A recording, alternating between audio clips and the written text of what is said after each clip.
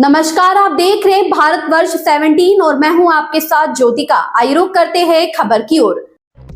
महोली में park Grecian अस्पताल ने आधुनिक चिकित्सा के क्षेत्र में एक और उपलब्धि हासिल करते हुए अपने अत्याधुनिक रोबोटिक ऑर्थोप्लास्टिक सेंटर ऑफ एक्सीलेंस की शुरुआत की है। यह उन्नत सुविधा ऑर्थोपेडिक देखभाल के मानकों के नए स्तर पर ले जाने के लिए समर्पित है। इस पहल का नेतृत्व विश्व प्रसिद्ध orthopaedic surgeon doctor Bhanu Pratap Singh Saluja कर रहे हैं, जिनके पास 20 से अधिक वर्षों का अनुभव और 25,000 से अधिक सफल ज्वाइंट रिप्लेसमेंट सर्जरी का गौरवशाली रिकॉर्ड है। अत्याधुनिक रोबोटिक तकनीक से लैस यह सेंटर अत्याधुनिक रोबोटिक तकनीक से सुसज्जित है, जिसमें रोबो स्विट, रोबो 3D, रोबो आई और रोबो आर्म जैसी उन्नत सुविधाएं शामिल हैं। यह नवीनतम तकनीक सर्जरी को अद्वितीय सटीकता, कुशलता और बेहतरीन रोगी परिणामों के साथ संभव बनाती है। डॉक्टर भानु प्रताप सिंह सलूजा ने कहा, यह सिर्फ एक सर्जरी नहीं बल्कि जीवन को नया रूप देने की क्रांति है। उन्नत रोबोटिक तकनीक के माध्यम से अब ज्वाइंट रिप्लेसमेंट पहले से कहीं अधिक तेज, सुरक्षित और प्रभावी होगा। मरीज कुछ ही घंटों में चलने लगेंगे और कुछ ही दिनों में अपने सामान्य पीड़ा रहित जीवन की ओर लौट सकेंगे। रोबोटिक ऑर्थोप्लास्टिक सेंटर ऑफ एक्सीलेंस की मुख्य विशेषताएं: ऑपरेशन का समय घटकर सिर्फ 10 से 12 मिनट, ना टाँके, ना कैथेटर, ना कोई बड़ा निशान। बेहतरीन रिकवरी, 4 घंटे में चलने में सक्षम, 2 दिनों में सामान्य जीवन। 3D ऑगमेंटेड रियलिटी और आर्टिफिशियल इंटेलिजेंस से संचालित। वरिष्ठ संवाददाता सुनील कुमार पांडे की रिपोर्ट। जी सर, आज के प्रेस कॉन्फ्रेंस करने का मुख्य उद्देश्य क्या है? पहले तो सारे प्रेस गणों को पार्क हॉस्पिटल मोहाली की तरफ से बहुत बहुत धन्यवाद कि आप सबने शिरकत की। जो उनका सवाल है कि ये पूरी प्रेस कॉन्फ्रेंस का ध्येय क्या है, तो उसका ध्येय ये है कि अब ट्राई सिटी के लोगों के लिए 3 नई खुशखबरी है। पहला, पार्क हॉस्पिटल ट्राई सिटी और उससे जुड़े क्षेत्र जो स्टेट्स हैं उनके लिए 3 रोबोट्स की सुविधा लेकर आया है। जो पेशेंट्स जोड़ों की समस्या से जूझ रहे हैं और मॉडर्न टेक्नोलॉजी की तरफ जाना चाहते हैं, लेटेस्ट रोबोटिक टेक्नोलॉजी से जुड़ना चाहते हैं, उसके लिए 3 रोबोट्स का आगमन पार्क हॉस्पिटल में आज से किया जा रहा है। तीनों रोबोट्स डिफरेंट वर्क के लिए, डिफरेंट आयु के लिए काम करेंगे। कौन सी टेक्नोलॉजी किसके लिए कितनी कारगर सिद्ध होगी, जब पेशेंट हमारे साथ रूबरू बैठेगा उनके लिए एग्जैक्ट वही टेक्नोलॉजी उनको दी जाएगी जो उनकी एज, बोन कंडीशन, वेट, उसके हिसाब से उनके लिए कारगर सिद्ध हो। इन तीनों टेक्नोलॉजी का नाम अगर मैं संक्षिप्त में बोलूं तो रोबो आर्म, रोबो आई और रोबो 3D है, और इसको तीनों को हमने रोबो सूट के तहत लॉन्च किया है।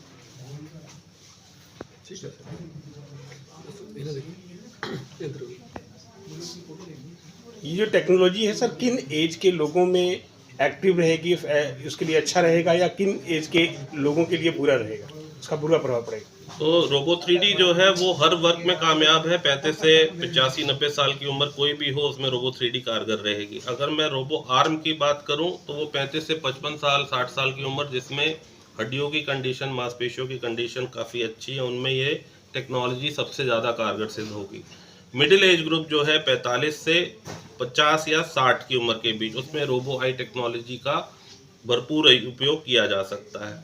दूसरा जो चीज़ जो इन्होंने पूछा कि इसका मुख्य ध्येय क्या था, उसमें ये भी था कि ये पार्क महोत्सव हम 15 फरवरी से 31 मार्च तक चालू कर रहे हैं। पार्क महोत्सव के तहत ये तीनों टेक्नोलॉजीज़ का निःशुल्क उपयोग, जो पेशेंट्स अपनी सर्जरी के बारे में सोच रहे हैं, जो पेशेंट सेकंड ओपिनियन लेना चाहते हैं, जो पेशेंट्स सर्जरी करा के ख़राब होके घूम रहे हैं और दोबारा कराना चाहते हैं, वो हमारे पास रजिस्ट्रेशन के लिए आ सकते हैं। बार बार एक ही लाइन का उपयोग कर रहा हूँ कि सिर्फ पैकेज का भुगतान होगा, उसके अलावा टेक्नोलॉजी 15 फरवरी से 31 मार्च तक निःशुल्क प्रदान की जाएगी। ठीक है सर, ये जो है सब सभी के लिए है कि कोई विशेष वर्ग के पास है? ये हर वर्ग के लिए। पार्क हॉस्पिटल मोहाली एक पहला हॉस्पिटल ऐसा है जो हर वर्ग के लिए बनाया गया है। हर वर्ग का पेशेंट अपनी समस्या लेकर आ सकता है। जो उसकी कैपेसिटी है, उस कैपेसिटी के तहत हम उनकी जितनी मदद कर सकते हैं वो की जाएगी। टेक्नोलॉजी का भुगतान का कोई पैसा उनसे नहीं लिया जाए। सर ओवर जो बुजुर्ग है उनके लिए भी सही 35, 50, 60, 70, 80, 90, 100 साल 101 नॉट आउट सबके लिए ये प्लेटफॉर्म सर, उपयुक्त है। इसमें खर्चा कितना लग जाएगा, इसके बारे में थोड़ा सा बताएं। खर्चा जो है वो भी मैंने बोला कि नामूमन खर्चा जो एक घुटने का आता है वो 1.5 लाख से 2.5 लाख के बीच है। एज पर दी जो वो प्रिविलेजेस ले रहे हैं, दोनों घुटने का खर्चा तकरीबन 3 लाख से 4 लाख के बीच आता है एज पर दी प्रिविलेजेस। लेकिन ऐसा नहीं है कि हम इसमें बंधित हैं या हम इसमें बांध के रखेंगे। जहां हमें लगेगा कि पेशेंट्स नीडी है और उसमें हम 15, 20, 25 हज़ार रुपये उनको थोड़ा सा देकर उनकी हम मदद कर सके तो वहाँ पे भी पार्क हॉस्पिटल उनके साथ खड़ा है। अब सर कंपटीटर से बेहतर कैसे हैं? कॉम्पिटिटर से बेहतर मैंने आपको अभी बताया कि पहला सेंटर जहाँ पर 3 रोबोट्स, जहाँ लोग एक ही रोबोट पे काम कर रहे हैं, पार्क मोहाली 3 रोबोट्स पे काम करेगा। दूसरा, जहाँ दूसरे हॉस्पिटल्स के पास हर वर्ग के लिए हर रोबोटिक सुविधा उपलब्ध नहीं है, पार्क हॉस्पिटल पहला हॉस्पिटल बनेगा जो हर वर्ग के लिए हर प्रकार की रोबोटिक सुविधा लेकर आ रहा है। तीसरा, पार्क महोत्सव ये पहला महोत्सव है जो किसी भी हॉस्पिटल ने ना पहले सोचा ना दिया, जिसमें निःशुल्क टेक्नोलॉजी दी जा रही है। 1.5 महीने के लिए कोई टेक्नोलॉजी का भुगतान नहीं है। तो पार्क हॉस्पिटल पहला हॉस्पिटल बन रहा है जो लोगों के लिए काम कर रहा है, लोगों के प्रति आगे आ रहा है, लोगों के लिए लेकर आ रहा है। तो जब पेशेंट्स को ये टेक्नोलॉजी ही फ्री कर दी तो इससे बड़ी भिन्नता और क्या मिलेगी कि जहाँ टेक्नोलॉजी का कोई चार्ज ही नहीं है। सर कितने पेशेंट्स को मेरा 20 साल का एक्सपीरियंस है, 25,000 से ज़्यादा सर्जरीज मैं कर चुका हूँ। रोबोटिक सर्जरीज हम पिछले 2-2.5 साल से कर रहे हैं, लेकिन जो पुरानी सर्जरीज हम रोबोटिक कर रहे थे वो फुल्ली ऑटोमेटेड थी, जिसमें मैंने बताया कि जो मुझे परिणाम दिखे, जिससे मुझे समझ में आया कि नहीं ये प्रणाली हर वर्ग के लिए ठीक नहीं, तभी ये 2 एक्स्ट्रा रोबोट्स पे काम किया गया जहाँ पे रोबो 3D और रोबो आई का आगमन हुआ। कितने परसेंट सक्सेस हुए? 100%। ठीक है सर। एक दिन में सर कितने जो है सर्जरी आप कर सकते हैं? एक अच्छा सर्जन एक दिन में 4 सर्जरी से ज़्यादा नहीं करेगा, करने को आप 40 भी कर सकते हैं। सब फिर और भी टेक्निक लेके आ रहे हैं यूरोपियन प्लेटफॉर्म पर वर्ल्ड लेवल पर इन 3 टेक्नोलॉजीज के अलावा रोबोटिक का कोई एक्स्ट्रा पायदान नहीं है। ये 3 वर्ग के अलग अलग नाम हो सकते हैं। रोबो 3D जिसको मैं रोबो 3D बोलता हूँ, कोई MG 3D बोलता है, कोई FT 3D बोलता है, कोई LG 3D बोलता है। तो ये सबसे निचले क्रम की जो टेक्नोलॉजी है। वैसे ही रोबो आई, कोई इसको रोबो स्पेक बोलता है, कोई इसको रोबो लेंस बोलता है, कोई इसको रोबो मिरर बोलता है। तो आप जैसे एक पैरासीटामॉल है, पैरासीटामॉल कंट्री में अलग अलग नाम से बिकती है तो पैरासीटामॉल ही ना, तो कोई डोलो के नाम से बेचता है, कोई गुडविन के नाम से बेच देता है। तो कहने का मतलब प्रणालियाँ 3 ही हैं, इन तीनों को नाम आप जो भी दे दें। हमने नाम इसको रोबोट के साथ जोड़ा है क्योंकि ये रोबोट द्वारा है, तो इसीलिए हर प्रणाली के आगे रोबो लिखा हुआ है।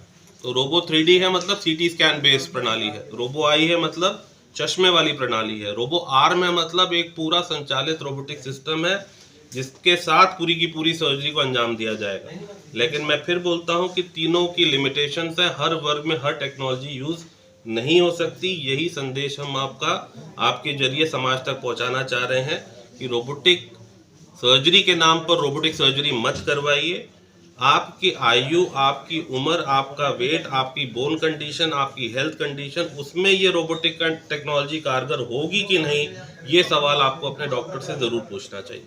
मीडिया से बात करने के लिए। और जो दूसरा चीज है, इस खबर में बस इतना ही। बने रहिए भारतवर्ष 17 के साथ।